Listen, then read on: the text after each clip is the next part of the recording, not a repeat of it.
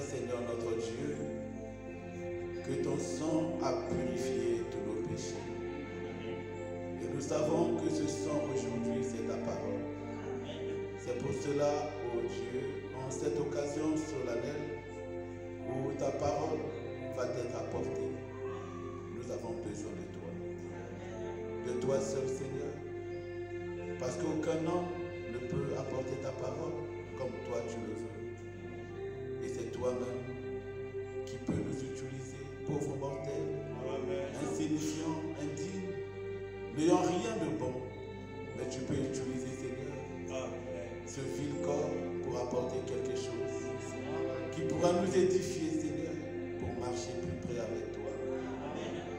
Nous croyons que c'est une grâce pour nous d'être dans ta maison ce soir. Et tu ne peux pas nous avoir invités ainsi sans avoir prévu quelque chose qui nous édifiera, qui nous aidera, qui nous bénira. Seigneur, nous te confions ton serviteur, le pasteur, que tu le bénisses. Parfois le mot nous manque pour exprimer notre reconnaissance pour sa présence au milieu de nous. Mais nous savons que toi-même, tu lui as réservé ce qu'il faut, toutes les bénédictions qu'il faut, afin qu'il soit toujours à son poste et une grande bénédiction pour ton peuple. Bénis tous ceux qui lui sont chers, sa femme, ses enfants. Bénis le TMTF entier. Certainement que partout dans le monde entier, il y a des groupes, des gens, des frères qui se sont réunis ou qui se réuniront autour de ta parole. De la même façon que tu es avec nous, Seigneur, bénis-les. Tu sais combien c'est difficile dans ce contexte de Covid de réaliser que tous n'ont pas l'opportunité de venir dans ta maison. Oh Dieu, nous croyons que tu ouvriras toi-même une brèche, que tu permettras que cette situation s'améliore, afin que nous nous retrouvons encore tous dans une véritable communion autour de ta parole.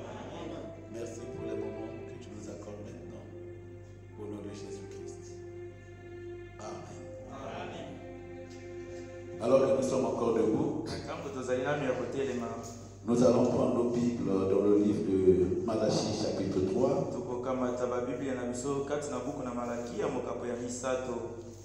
Nous lirons les versets à partir du verset 7 jusqu'au verset 11. La Bible dit: depuis le temps de vos pères, vous vous êtes écartés de mes ordonnances. Vous ne les avez point observées. Revenez à moi et je reviendrai à vous, dit l'Éternel des armées. Et vous dites: en quoi devons-nous revenir? Un homme trompe-t-il Dieu? Car vous me trompez et vous dites: en quoi t'avons-nous trompé? Dans les dîmes et les offrandes. Vous êtes frappés par la malédiction et vous me trompez. La nation tout entière. Apportez à la maison du trésor toutes les dîmes, afin qu'il y ait de la nourriture dans ma maison. Mettez-moi de la sorte à l'épreuve, dit l'Éternel des armées. Et vous verrez, si je n'ouvre pas pour vous les écluses des cieux, si je ne réponds pas sur vous la bénédiction en abondance, pour vous je menacerai celui qui dévore, et il ne vous détruira pas les fruits de la terre, et la vigne ne sera pas stérile dans vos campagnes, dit l'Éternel des armées. Vous pouvez vous asseoir pendant que nous prenons Exode 35.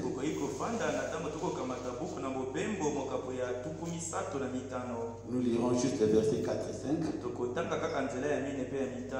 La Bible dit: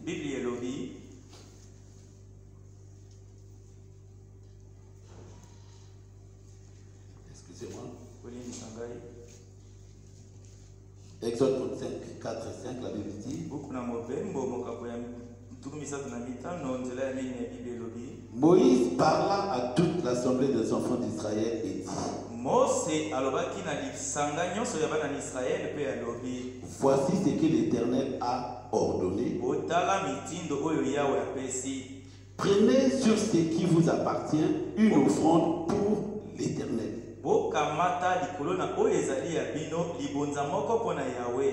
Tout homme dont le cœur est bien disposé apportera en offrande à l'Éternel de l'or, de l'argent et de l'airain.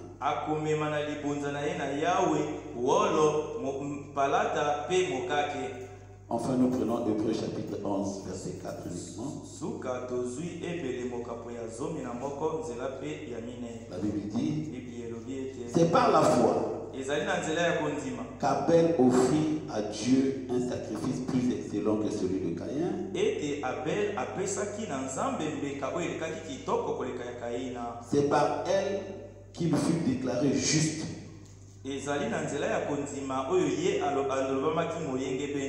Dieu approuvant ses offrandes, et c'est par elle qu'il parle encore quoique mort. Que le Seigneur ajoute la bénédiction de Dieu de sa parole.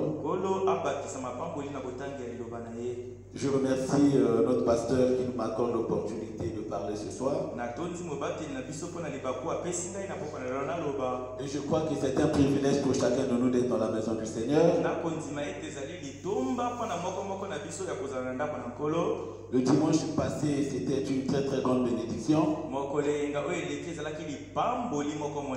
Que le Seigneur bénisse notre frère Joël. Et je crois que chacun de nous avait quelque chose dans la main.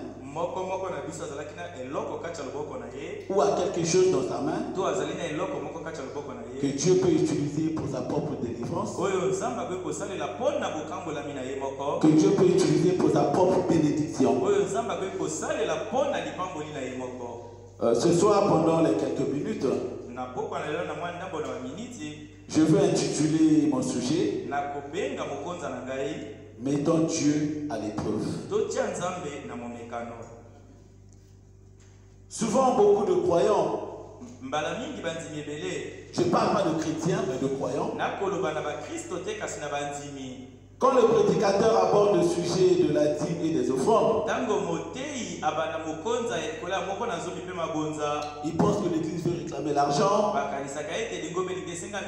il pense que le pasteur veut réclamer l'argent, que Dieu soit loué parce qu'au milieu de nous, nous n'avons pas un serviteur de Dieu qui vous réclame l'argent tout le temps.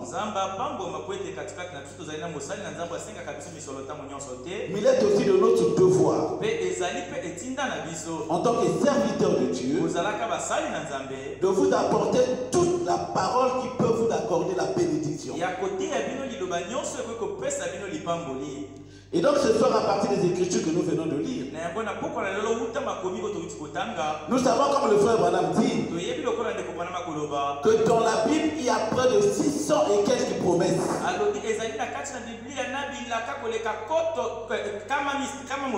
Dieu nous a tellement fait de promesses que dans notre vie en tant que chrétien, dans notre relation avec Dieu, souvent nous devons réclamer ces promesses à Dieu. Quand nous nous approchons devant Dieu dans nos prières, quand nous sommes dans une situation quelconque,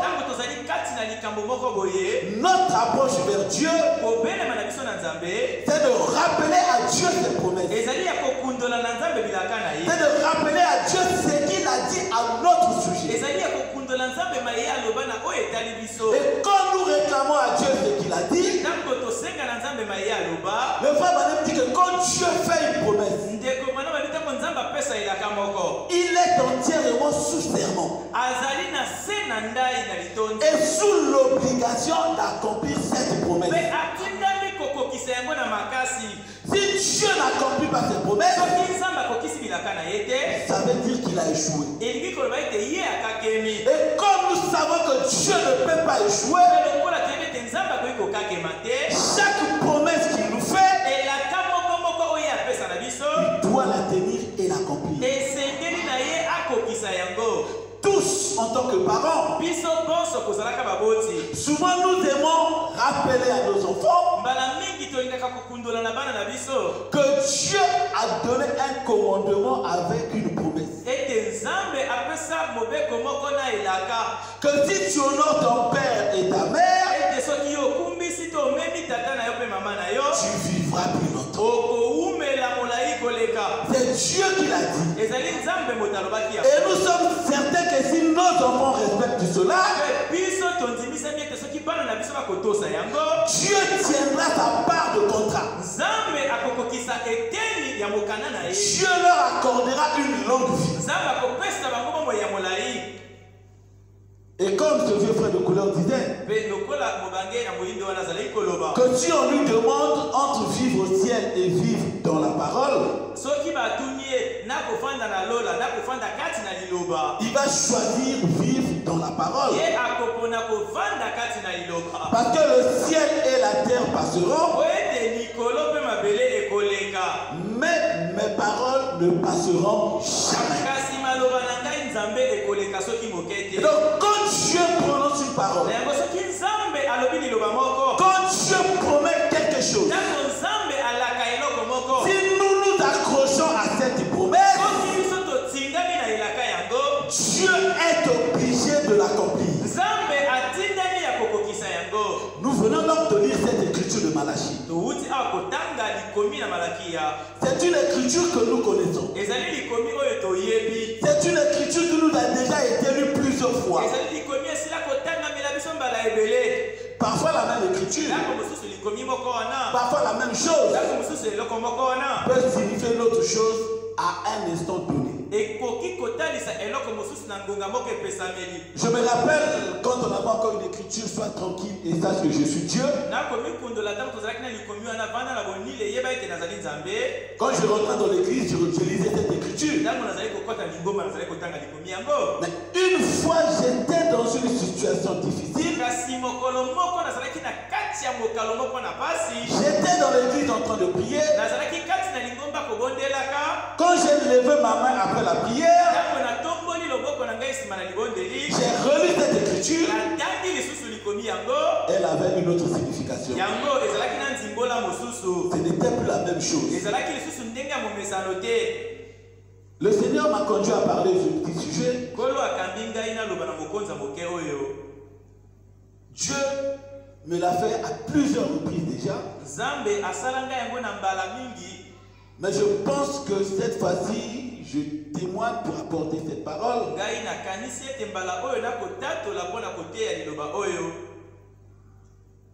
Ça faisait un moment, j'avais les soucis avec ma petite voiture. Et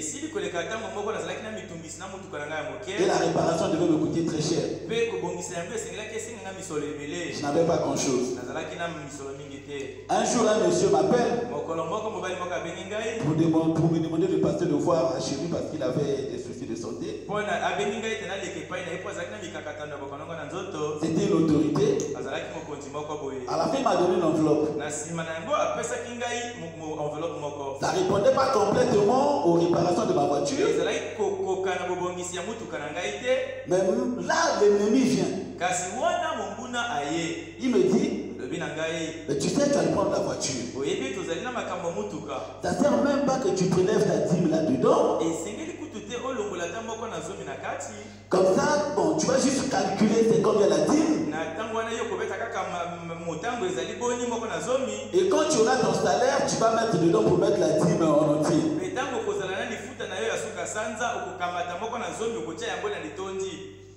Je lui ai dit, mais merci monsieur, mon premier devoir.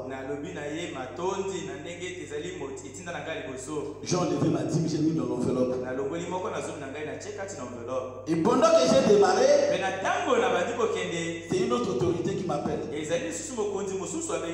Que mon fils a un souci. Est-ce que tu peux passer? Je suis allé. Il a donné une autre enveloppe. Le diable dit, mais là aussi, tu peux juste calculer. Je dis de la même façon que tu as échoué tout à l'heure, tu vas encore échouer. J'ai enlevé. C'était un mercredi. Je suis arrivé, j'ai mis ma dîme. Et ça ne correspondait pas à quoi? À ce qu'il fallait pour réparer ma voiture. Et avant que je n'arrive, non, ça c'est le mercredi. Et le samedi, on devait se retrouver à l'église ici pour la réunion des jeunes. Jusque là, j'ai dit, bon, la voiture, quand j'aurai quelque chose, je vais réparer. Le Seigneur a ouvert une autre brèche. Il a pourvu une mission où je suis allé en France le dimanche qui suivait. Et avec la mission, j'ai eu tout ce qu'il faut pour réparer ma voiture. Et j'ai pensé que, à partir de ce témoignage, je pouvais partager avec vous pendant quelques minutes. Mettons Dieu à l'épreuve. Je l'ai fait sans penser à mettre Dieu à l'épreuve. Parce que pour moi, c'est une vie chrétienne. En tant que chrétien, on ne devait même plus revenir sauf pour les nouveaux. Pour chercher à parler des dîmes et des offrandes. Mais comme nous savons que malgré cela, il y a toujours des gens qui sont gardés sur le prix de l'ennemi. Que l'ennemi ne veut pas les voir être bénis. Parce que si l'ennemi vous empêche de payer vos dîmes et vos offrandes, c'est parce qu'il veut vous empêcher d'être bénis. La seule raison pour Satan de vous empêcher de le faire, c'est pour que vous n'accédiez pas à la bénédiction. Parce que dans l'écriture que nous venons de lire, c'est Dieu lui-même qui parle. C'est Dieu qui vous dit, apportez dans la maison du trésor vos dîmes et vos offrandes. Il dit, si vous faites cela,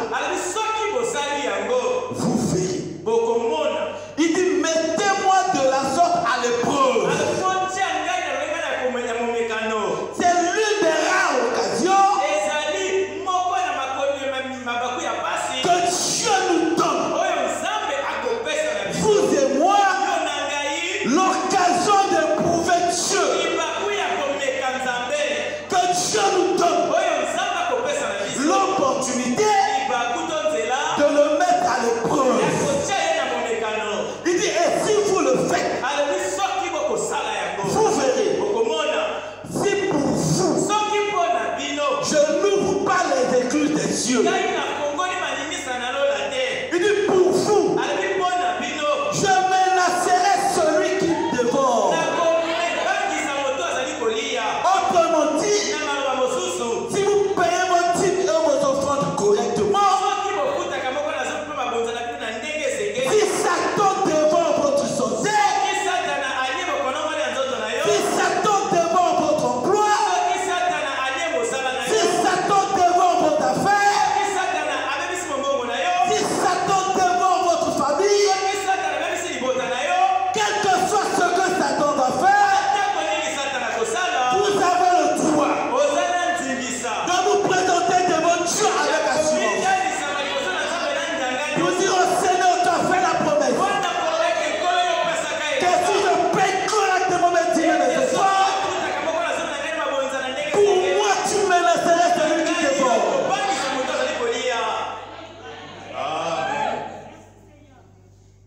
Le frère Branham dit, on lui pose une question. Il dit, frère Branham, ne pensez-vous pas que chaque personne qui prétend être chrétienne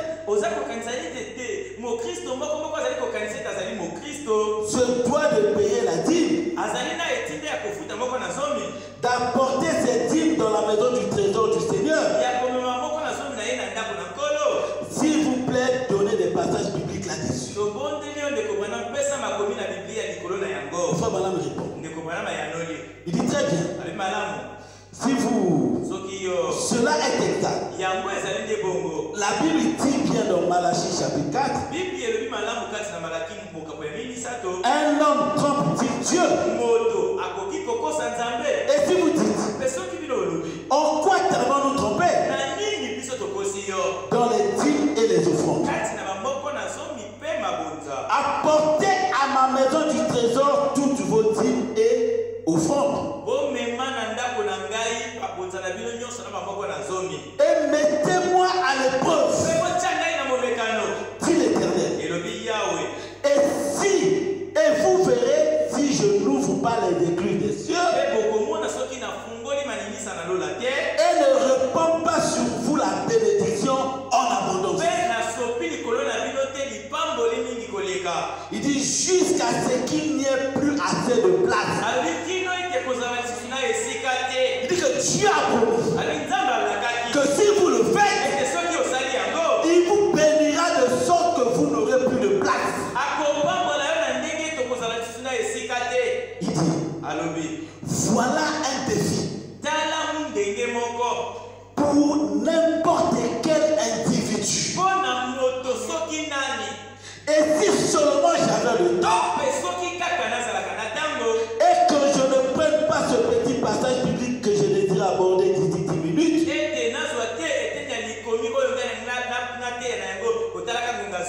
j'aimerais vous donner mon témoignage là-dessus.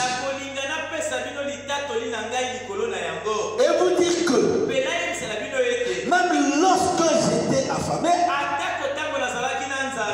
que ma mère et les miens étaient affamés, et que mon père était malade, je prélevais d'abord mes dîmes pour les donner à Dieu. Et vous auriez dû voir ce qui s'est passé. Il dit jamais de ma vie je n'ai vu quelqu'un, un homme ou une femme, même si vous ne gagnez qu'un dollar par semaine, même si tu ne gagnes que 500 francs CFA par semaine, si vous apportez les 10 cents, là, donc 50 francs, sur cet argent et les placer dans votre maison du trésor ou l'église que vous fréquentez, le frère Branham continue, il dit, si Dieu ne bénit pas cela,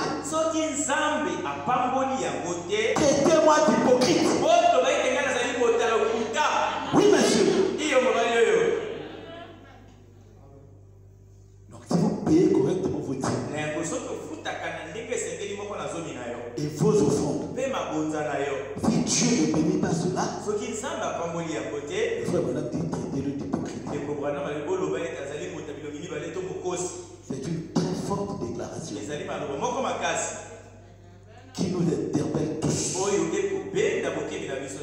Il dit c'est un défi à n'importe qui.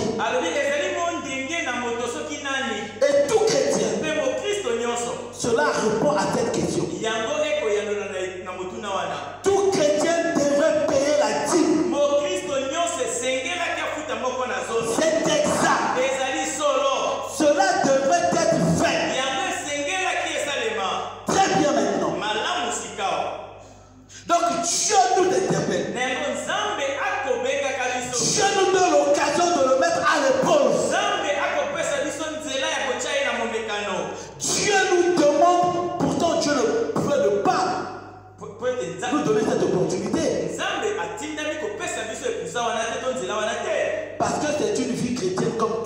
Écritures.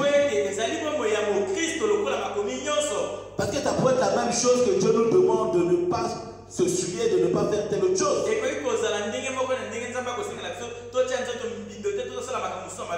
Le paiement de la dîme devrait être de cette même façon.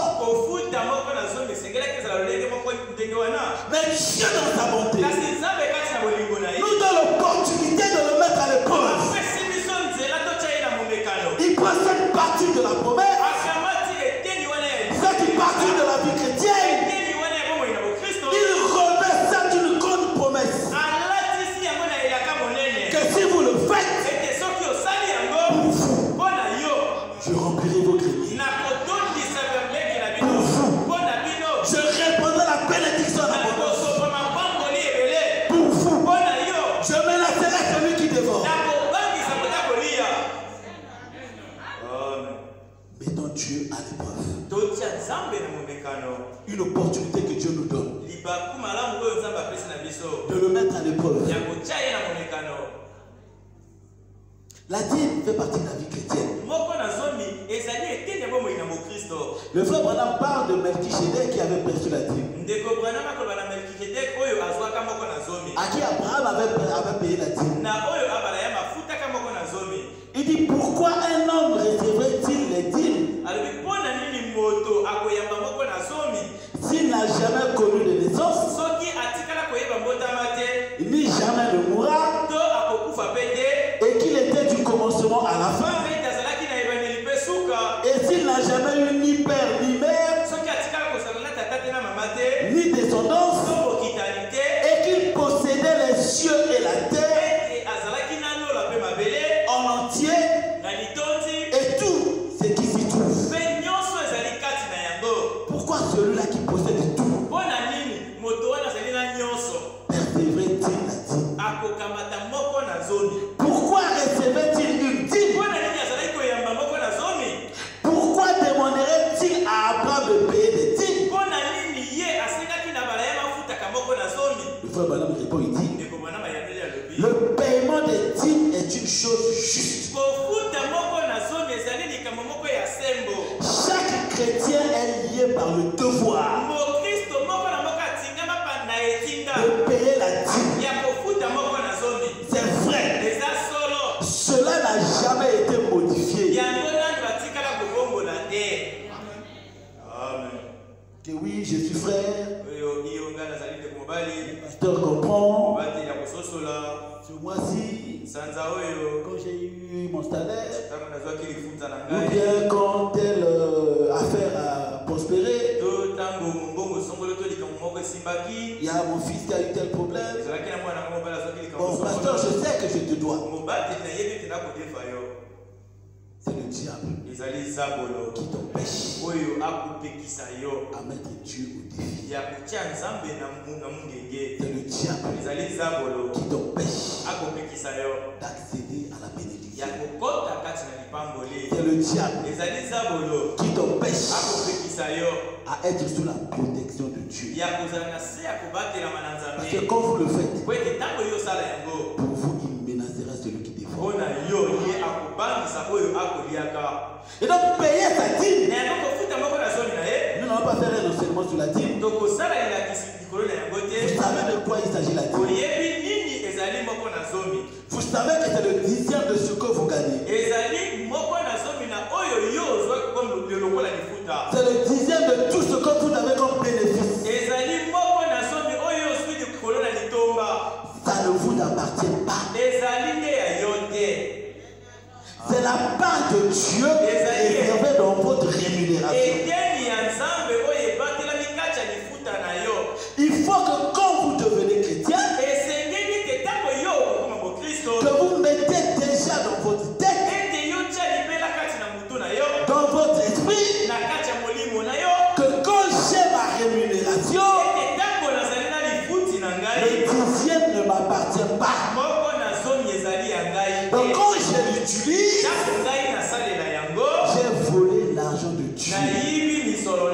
J'ai pris la part que Dieu m'a confiée. Et quand je le fais, j'empêche à Dieu de me bénir. Dieu de menacer celui qui veut me dévorer.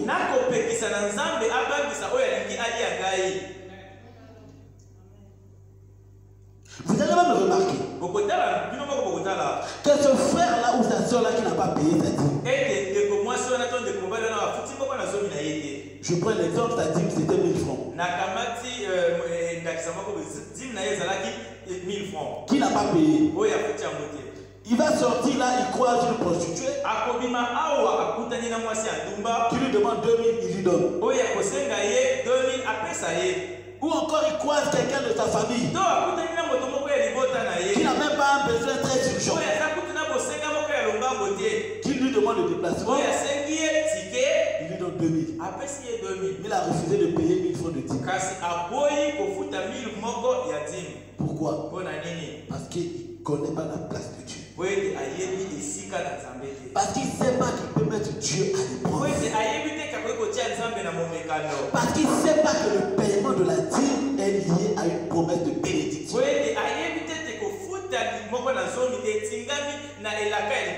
Parce qu'il ne sait pas que le paiement de la dîme est lié à une promesse de protection. Mais Dieu nous interpelle ce soir. Dieu nous dit que nous pouvons le mettre à l'épreuve. Et quand nous payons nos dîmes, ça ne veut pas dire que nous avons donné quelque chose à Dieu. Nous n'avons rien donné à Dieu. Nous n'avons que retrocédé à Dieu sa part que nous détenons. C'est pour cela que la Bible nous dit que nous devons apporter dans la maison du trésor nos dîmes et nos offrandes. L'offrande que nous amenons, l'offrande que nous donnons à l'église, l'offrande que nous donnons au pasteur, c'est quelque chose que nous devons faire de bon cœur. Nous ne devons pas murmurer. Si vous le faites comme sous contrainte, ça ne sert pas de le faire. Vous ne serez pas béni. Autant vous avez le devoir de payer vos dîmes, que vous le vouliez ou pas. Si vous êtes chrétien, vous avez le devoir de payer vos dîmes. Mais quand on se fond, pour que Dieu vous bénisse, pour que Dieu vous accorde la bénédiction, comme il a dit à Moïse, vous devez le faire de bon cœur, sans murmure. Amen. Et quand vous le faites de bon cœur, quand c'est ancré dans votre vie, un jour le pasteur vous dit que ça vous avez fait telle offrande. Vous n'allez pas vous rappeler. Parce que vous le faites de bon cœur. Parce que ça fait partie de votre vie. Parce que vous ne calculez pas pour le faire. C'est ce que le frère madame dit quand il prend l'écriture de Matthieu. Il dit qu'en ce jour-là, quand Dieu va séparer les boucs des brebis, il dira aux brebis que j'étais malade, vous m'avez rendu visite. J'étais affamé, vous m'avez donné à manger. J'avais tel problème, vous avez fait tel problème. Il dit les brebis diront, quand est-ce que nous t'avons vu malade, nous t'avons visité? Il le faisait tellement de bon cœur qu'ils ne se souviennent pas des bienfaits qu'ils ont eu à faire. Mais du côté des brebis, quand Jésus a dit, j'étais malade, vous ne m'avez pas rendu visite. J'étais affamé, vous ne m'avez pas vu. Comme eux, ils calculaient tout. Ils étaient capables savoir que tel jour j'ai rendu visite à un tel. Que tel jour j'ai donné temps à un tel. Tu dois se permettre de poser la question à Jésus. Quand est-ce que nous t'avons vu affamé, on n'a rien fait? Parce qu'ils étaient capables de se souvenir de tout ce qu'ils faisaient de bien. C'était des boucs. Ils ne le faisaient pas de bon cœur. Ils le faisaient en calculant. Notre religion est aussi liée au fait de donner. L'offrande donnée. De bon cœur. De tout cœur. En sachant que ce n'est pas à un homme que vous donnez. C'est à Dieu que vous donnez. Mais comme Dieu a établi les hommes à son service, c'est dans ces hommes-là qui utilisent. Mais vous ne donnez pas aux hommes. Quand vous donnez vos dîmes et vos offrandes, en tant que vous avez donné au pasteur,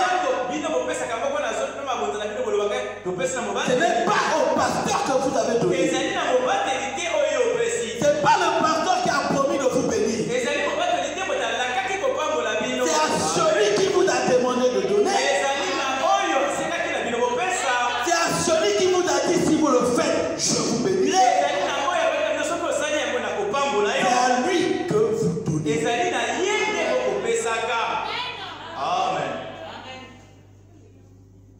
Je vais finir avec le témoignage d'un frère que vous connaissez, qu'on appelle John Charit. John Charit était un homme très pauvre. Le frère m'a raconté ce témoignage, dit que quand il était jeune, il dit beaucoup de jeunes gens de son âge couraient ci et là avec les jeunes filles. Mais John avait promis à Dieu que je veux te servir. Je veux me préserver. Et quand j'aurai de l'âge, je veux me marier. Et je veux, Seigneur, que tu me donnes une bonne épouse. Il dit, vers l'âge de 25 ans, Dieu lui a donné une femme. Une très bonne femme. Il dit, John travaillait durement. Il cassait du béton. Donc son travail tous les jours, c'était casser du béton. Et quand il cassait ce béton-là, il gagnait 25 centimes par heure. À peu près 125 ou 150 francs CFA. Donc s'il travaille par exemple de 10h à 20h, il a 1500. Il travaille dur avec ta précieuse femme. Ils ont fait 6 ans, 7 ans, 8 ans, 10 ans. Il n'avait pas d'enfant. Et John Charit, avec le peu qu'il gagnait, il a pu économiser pour acheter une petite maison de 3 pièces. Ou 2 pièces comme ça. Et quand il a acheté cette maison, juste quelques temps qu'il a fini, au bout de 10 ans à peu près, de payer la dette de cette maison,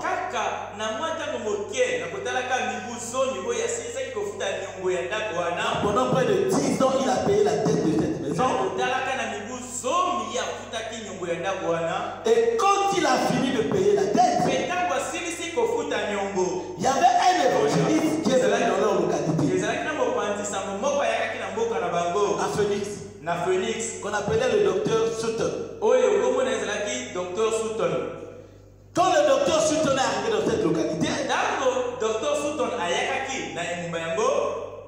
il logeait dans une maison de touristes. Et Dieu est apparu à John Charit dans le songe. Il lui dit, prends tes vêtements, prends affaires. Prends ta femme. Tu sors de la maison, tu donnes cette maison au docteur Sutton.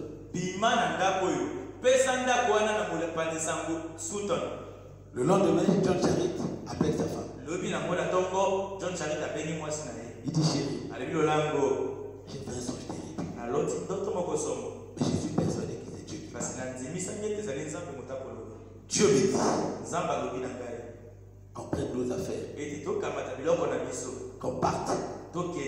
Je ne sais où, mais qu'on laisse la maison, qu'on donne la maison à l'évangéliste, au docteur Sutton.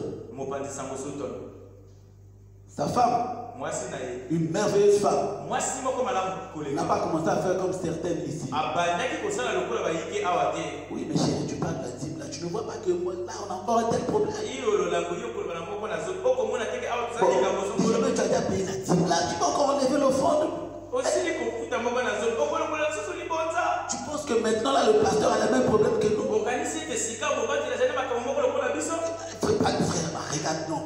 Si tu veux pas ça, on verra après.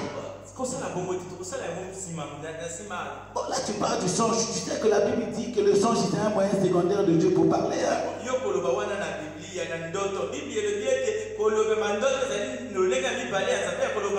que tu es sûr que c'est Dieu? Peut-être parce qu'hier on a parlé de cet évangéliste que tu as rêvé de lui. Cette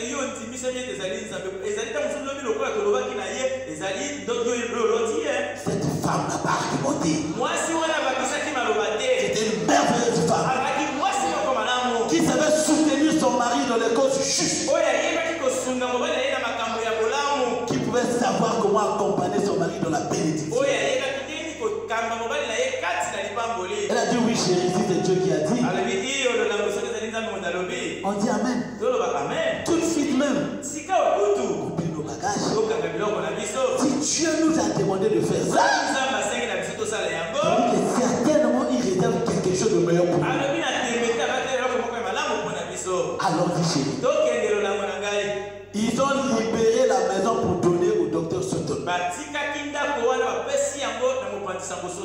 Ils sont allés dans la maison touristique où ils payaient à 75 centimes, donc 3 fois ce qu'ils gagnaient par heure.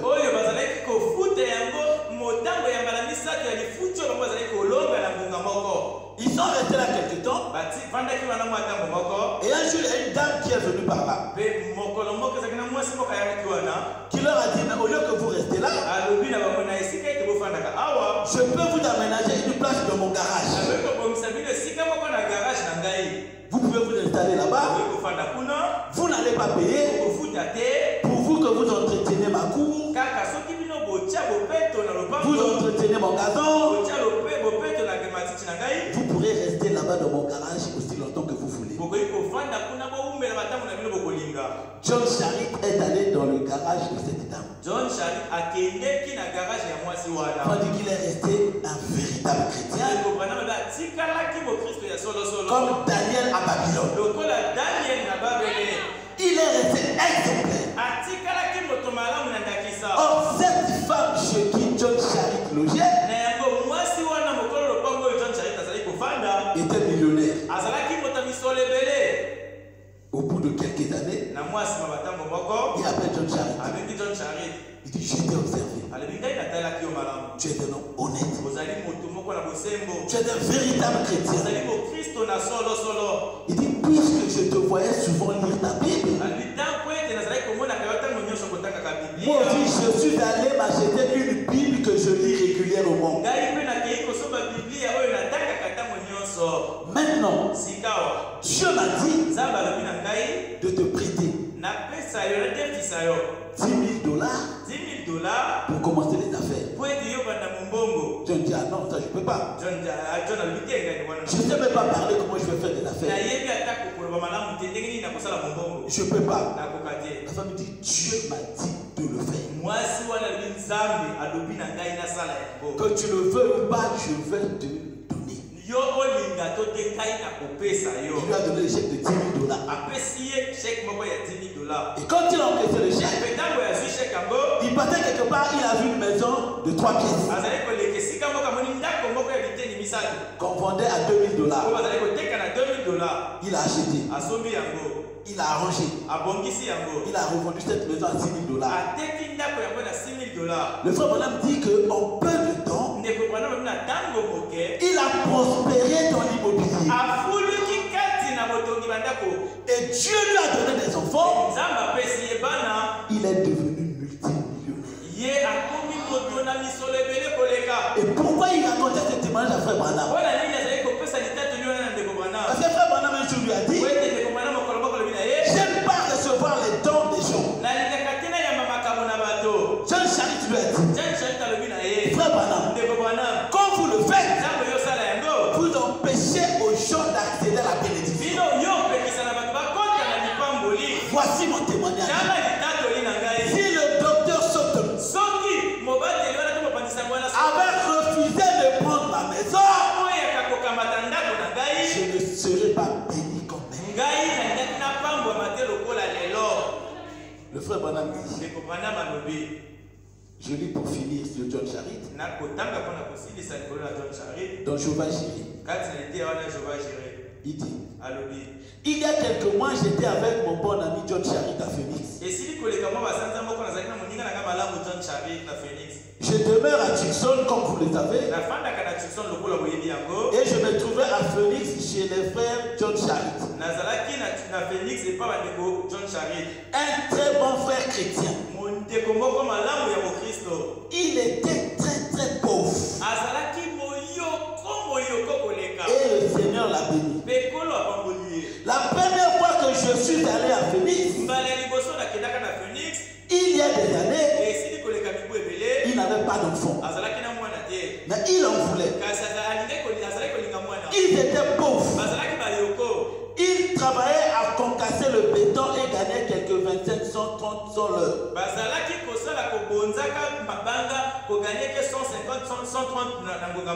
Il était venu à l'église et il avait cru chaque parole du message. Et il m'avait demandé: prierez-vous pour moi? Il a maintenant 5 enfants. Et ça, à part ça, il donne entre 3 et 4 millions de dollars chaque année à cause de Christ.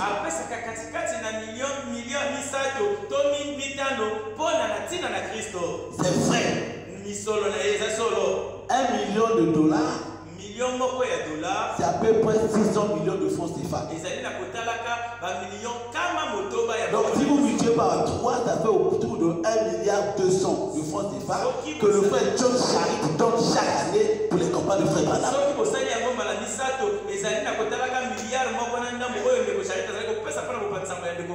Quelqu'un qui gagnait 150 francs en cassant le béton. Pourquoi? Mettez-moi de la sorte à l'épreuve. Et vous verrez. Si pour vous, je n'ouvre pas les écluses alors que nous nous mettons debout. Nous disons Amen, Amen, Amen. Nous disons Amen, Amen, Amen. Nous disons Amen, Amen, Amen. Nous disons Amen.